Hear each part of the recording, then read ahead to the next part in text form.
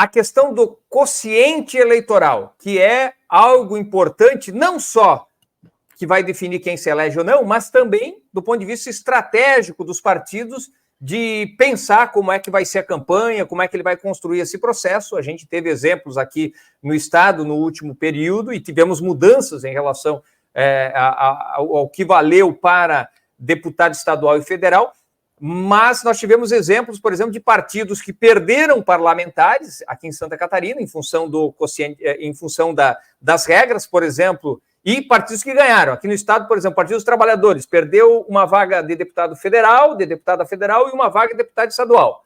E o PL, se eu não me engano, foi o que mais ganhou com isso. Se eu não me engano, ganhou 2 a 3 deputados por causa das regras que mudaram em relação à eleição anterior. Teve uma pequena mudança novamente nesse processo. Como é que vai valer isso para a eleição de 2024, para que as pessoas estejam atentas a isso e trabalhem no sentido de se organizarem da forma mais correta e objetiva para alcançarem seus objetivos do ponto de vista partidário e de federações, enfim? Sim. Bom, vamos lá. Recentemente, o Supremo Tribunal Federal analisou, né, a constitucionalidade das alterações havidas em 2021. Em 2021, o Congresso Nacional alterou a fórmula de cálculo, a distribuição das vagas, enfim, estabeleceu uma fase exigindo estabelecendo, melhor dizendo, uma cláusula de barreira de 80% e 20%. O STF analisou essa regra e ele entendeu que ela é, pelo menos em parte, inconstitucional e estabeleceu, então, um entendimento que deve valer agora para a eleição de 2020. Então, como é que funciona? Nós temos fases de distribuição das vagas. Na primeira fase, quando são encontrados os quociente eleitoral e quociente partidário, como é que funciona? Pega-se o número de votos válidos da eleição para vereador, para ficar na eleição de vereador agora, e divide pelo número de cadeiras em disputa. Nosso exemplo aqui, o exemplo que eu usei antes, 9 cadeiras. Então, eu vou pegar o total de votos válidos da eleição para vereador naquele município e vou dividir pelo número de cadeiras, que é 9, e vai dar um resultado. Esse resultado é o quociente eleitoral.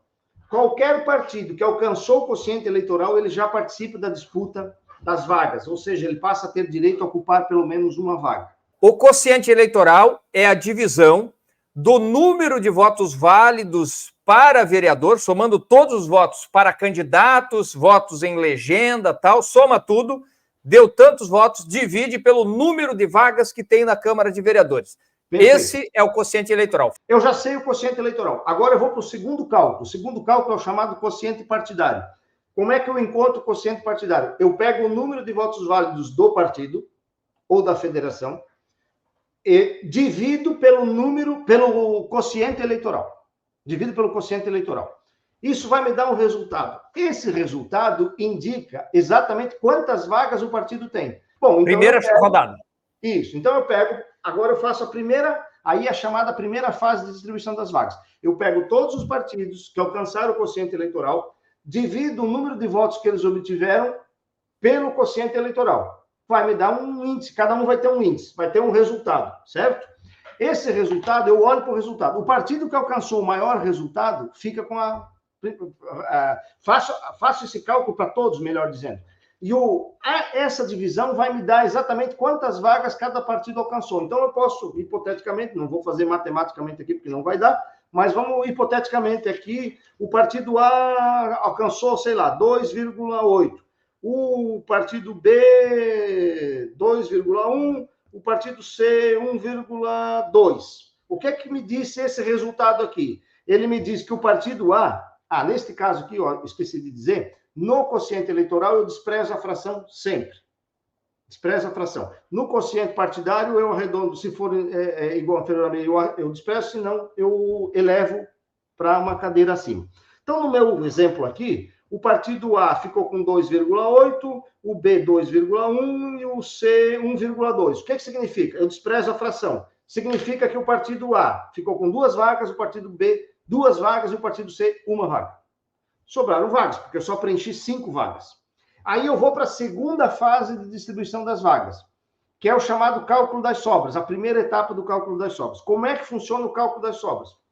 eu pego o número de votos válidos que o partido obteve, pego o total de votos que o partido ou a federação obteve e divido pelo número de cadeiras conquistadas mais 1. Então, no meu exemplo aqui, o partido A ficou com 2, eu vou dividir o número de votos válidos deles por 2 mais 1, ou seja, eu vou dividir por 3, vai dar um índice. O partido B também ficou com 2 vagas, no meu exemplo, vou dividir por 2 mais 1, vou dividir por 3, vai dar um índice. O C, mesma coisa, ficou com 1 vaga, vou dividir por 2, vai dar um índice, ok? Quem participa... Eu fiz esse cálculo, mas eu tenho que antecipar uma etapa. Quem participa do cálculo das sobras? Lembra o seguinte, na primeira fase, só participam os partidos que alcançaram o quociente eleitoral e os candidatos que tenham pelo menos 10% do quociente eleitoral. Então, na primeira fase, participam os partidos que tiveram pelo menos o quociente eleitoral e os candidatos desses partidos que tiveram pelo menos 10% do quociente eleitoral, ok? Fechou. Perfeito. Sobraram vagas. Quem participa dessa segunda etapa aqui, que é a primeira etapa a segunda fase, que é a primeira etapa do cálculo das sobras? Todos os partidos que fizeram pelo menos 80% do quociente eleitoral e os candidatos que alcançaram pelo menos 20% do quociente eleitoral. Portanto, na primeira etapa, só participaram os 3 partidos que alcançaram o quociente eleitoral. Na segunda etapa, participam todos que alcançaram os 80%. Eu já sei quem são os partidos que vão participar da primeira etapa do cálculo das sobras. Participam todos os partidos que alcançaram pelo menos 80% do quociente eleitoral e, desde que ele tenha candidatos que tenha feito pelo menos 20% do quociente eleitoral. Vejam, na primeira fase, era 10%. Ou seja, ficou mais difícil para o candidato. Para o partido ficou um pouco mais fácil, porque reduziu de 100% para 80%. Então, na primeira etapa das sobras, que é a segunda fase, eu pego o número de votos que o partido obteve, divido pelo número de cadeiras que ela alcançou, mais 1.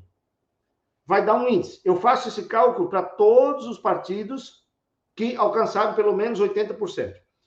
Agora, como é que eu distribuo as vagas? De acordo com o índice. Aquele que teve o maior índice, fica com a primeira vaga.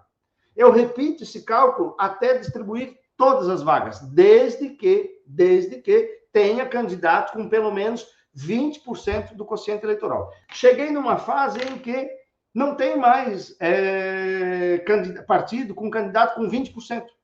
Como é que eu faço? Na regra antiga, eu distribuiria para os partidos que alcançaram pelo menos 80%, independente do número de votos dos candidatos. O que é que disse o STF? E é isso que importa. Na terceira fase da distribuição das vagas, participam todos os partidos, e não só aqueles que tiveram 80%. Então, para tentar ser o mais claro possível, porque às vezes a gente explicando parece simples, mas quem está ouvindo talvez não. Então, vou tentar ser o mais objetivo possível. Primeira fase de distribuição das vagas. Participam os partidos que alcançaram 100% do quociente eleitoral e os candidatos que tiveram pelo menos 10% do quociente eleitoral. Sobraram vagas. Vou para a segunda fase. Quem participa? Os candidatos que alcançaram pelo menos 80% do quociente eleitoral. Partidos, né? O partido que alcançou pelo menos 80% do quociente eleitoral e o candidato que alcançou desses partidos que teve pelo menos 20% do quociente eleitoral. Certo? Distribuir as vagas, sobraram vagas e não tem mais candidato que tem os 20%, que são 2 critérios, 80% do partido e 20% para o candidato. Eu tenho partidos lá que têm 80%, mas não tenho mais nenhum candidato com 20% do quociente eleitoral. O que é que eu faço? Vou para a terceira fase. E quem participa da terceira fase? Todos os partidos que participaram daquela eleição. Isso faz com que os demais partidos que não foram contemplados nas 2 primeiras fases possam alcançar pelo menos uma vaga ou 2, quem sabe, conforme o índice que vai dar. Lembrando que, se eu tiver um partido que chegou perto dos 80%, mas não alcançou 80%, na hora que eu for fazer o cálculo da terceira fase, talvez ele fique com pelo menos uma das vagas. Por quê? Lembra que a divisão é o número de votos válidos pelo número de cadeiras mais 1. Bom, quem ficou com uma cadeira, agora ele vai dividir por 1 mais 1, dá 2, vai dar um índice. A tendência é o índice baixar. Aquele outro que não teve nenhuma, vai dividir por 1. A tendência é ele ter um índice maior. Claro que, em cada caso, isso vai dizer se tem chance ou não, né? Mas, com essa decisão do STF, acho que a distribuição das vagas se torna um pouco mais democrática e permite que partidos com um desempenho eleitoral que não chegou a pelo menos 80%, mas tem uma representatividade na população e com candidatos com boa votação, ele possa participar. Porque pensa o seguinte, imagine um partido que não alcançou 80%, mas tem um candidato lá que ele tem 30% dos votos do quociente eleitoral, mas só porque o partido dele não alcançou os 80%, ele não consegue participar das sobras. Nós tivemos um caso de um deputado há tempos atrás, claro que a regra era outra, mas em Santa Catarina nós tivemos um deputado pelo Partido Verde, ele foi, salvo engano, o mais votado do estado, ou coisa assim, mas ele não chegou a ser eleito porque... Foi pelo PSB, que foi o Ismael dos Santos. Ismael, esse mesmo. Ismael dos Santos, né? Ele, na época, fez 80 mil votos. Exato. Era o candidato único do PSB na época, né? Depois nós tivemos o Salum também, pelo PSB também. Eles foram muito bem votados e acabaram não assumindo. Está aqui o Edson Tesside, coloca essa questão da terceira vaga, que tu já estás falando aí. Ó. Ele faz 3 colocações aqui. Vale quem tiver mais voto? Não é o que tiver mais voto. Na terceira fase, não participam todos os partidos políticos e ainda não se exige 80% nem 20%, todos os partidos. Aí vai sendo eleitos os mais votados de acordo com o número de vagas que o partido teve. Os mais votados enquanto partido e federação, né? E aí, claro, o mais votado do partido ou da federação assume essa vaga. Bom, isso. Eu queria colocar aqui, porque eu acho que é importante, doutor Mauro, essas regras precisam ser bem entendidas pelos partidos que estão construindo os processos eleitorais. Por quê? Primeiro objetivo, e isso sempre foi assim, é alcançar o quociente eleitoral. Se você alcançou o quociente, todos os municípios sabem mais ou menos, né, os dirigentes partidários sabem mais ou menos quanto que é esse número, né, aproximado. Ele tem uma variação, né, mas ele não é tão grande, né? Então, esse é o primeiro objetivo. Você chegou aí, tendo um candidato que fez 10%, está eleito. É o caso, eu vou citar aqui, do Novo.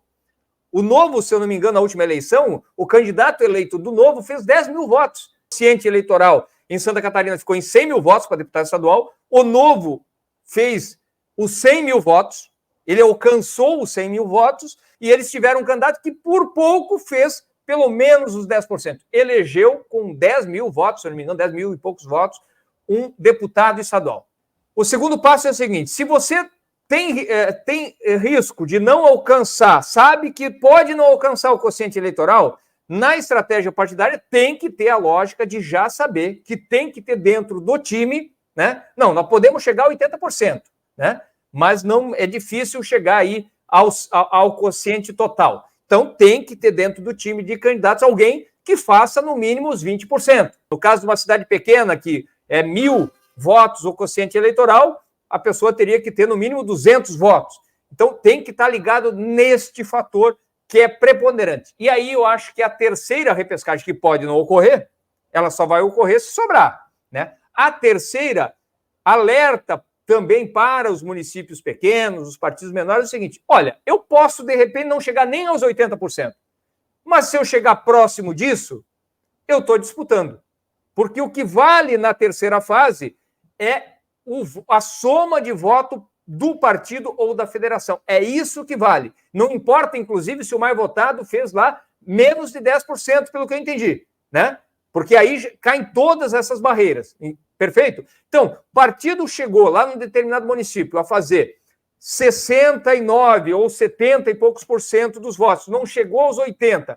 Chegou na terceira fase, o partido, às vezes, ou a federação, mesmo tendo feito menos de 80%, mas se chegou próximo, é muito provável que ela vai ter, na soma, a possibilidade de emplacar uma candidatura. Se permite, eu diria o seguinte: os partidos precisam olhar o resultado da última eleição e projetar o quociente eleitoral, um possível, 100% não tem como fazer, mas um possível quociente eleitoral da eleição agora de 2024. Eu diria, se eu fosse dirigente partidário, eu trabalharia com essa meta. A meta número 1 é 100% do quociente eleitoral e candidatos com pelo menos 20% do quociente eleitoral. Meta 2, pelo menos 80% do quociente eleitoral e candidatos com 20% do quociente eleitoral. Porque aí eu estou garantido na primeira fase e na segunda fase. O resto daí é sorte. Se eu não fiz 80% e não fiz 20%, aí eu vou ter que contar com a sorte de sobrar vagas e aí ter um índice maior. Então, mas eu tenho, em algumas conversas, eu tenho dito, a principal tarefa das questões dos partidos é estar presente no processo. Quer dizer, se você tiver candidato, você, mesmo com muita dificuldade, pode eleger até nessa terceira fase, né? Então, assim, aquela história, quem não se apresenta não tem chance. Agora, quem se apresenta tem muitas possibilidades.